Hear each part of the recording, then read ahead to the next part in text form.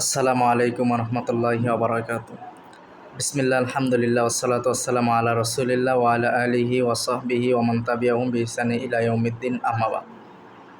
সুপ্রিয় দর্শক মণ্ডলী, আজকে আমরা আপনাদের মাঝে যে বিষয়টি নিয়ে আলোচনা করব তা হচ্ছে রাসূল সাল্লাল্লাহু আলাইহি ওয়াসাল্লামকে সৃষ্টি না করলে মহান আল্লাহ আসমান এবং জমিনকে সৃষ্টি করতেন না, এরকম একটি কথা আমাদের সমাজে রয়েছে।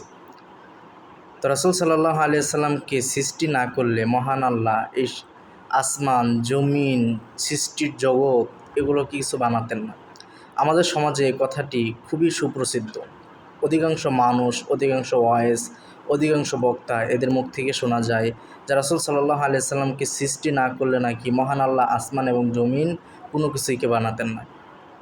তো এই বিষয়ে অনেক আকায়েদ বেদের কিতাবের মধ্যে এরকম একটি বর্ণনা এসে থাকে, যেটা রাসূল সাল্লাল্লাহু আলাইহি ওয়াসাল্লামের একটা হাদিস তিনারা নিয়ে এসে দলিল দিয়ে থাকেন। সেটি হচ্ছে যে লাউলাকা লামা খলাকতু আফলাকা, আপনি না হলে, অর্থাৎ মুহাম্মদ সাল্লাল্লাহু আলাইহি ওয়াসাল্লাম না হলে আমি আসমান এবং জমিন বা মহাবিশ্ব সৃষ্টি করতাম না। এরকম একটি কথা এসেছে, যেটা আপনারা সিলসিলাতুল আহাদিস দাঈফা আলবানির 1 নম্বর খণ্ডের 450 এবং হাদিস নম্বর 282 নম্বরে পেয়ে যাবেন। এমন একটি কথা রয়েছে।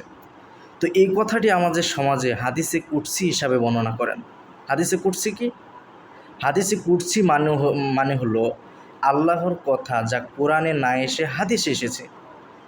এর মান সাধারণ হাদিস থেকেও উন্নত, কিন্তু বিস্ময়কর হলেও সত্য যে এই শব্দে, এই বাক্য হাদিসের কোনো গ্রন্থেই আসেনি।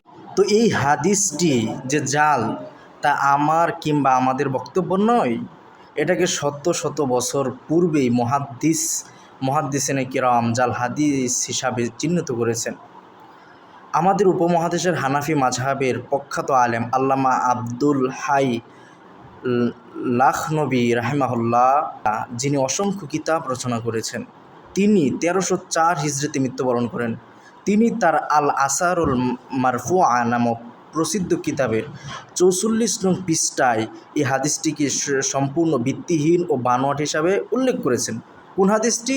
যে রাসূল সাল্লাল্লাহু আলাইহি ওয়াসাল্লামকে সৃষ্টি না করলে মহান আল্লাহ আসমান জমিনকে সৃষ্টি করতেন না, আসমান জমিন কিছুই বানাতেন না, এমন একটা হাদিসকে আল্লামা আব্দুল হাই লাখনবী রাহিমাহুল্লাহ তিনি তার কিতাবে, যে আল আসারুল মারফুআ নামক একটি কিতাবের মধ্যে তিনি কি করেছেন, 44 নং পৃষ্ঠায় এই হাদিসটাকে বানোয়াট তথা মিথ্যা হাদিস নামে তিনি উল্লেখ করেছেন।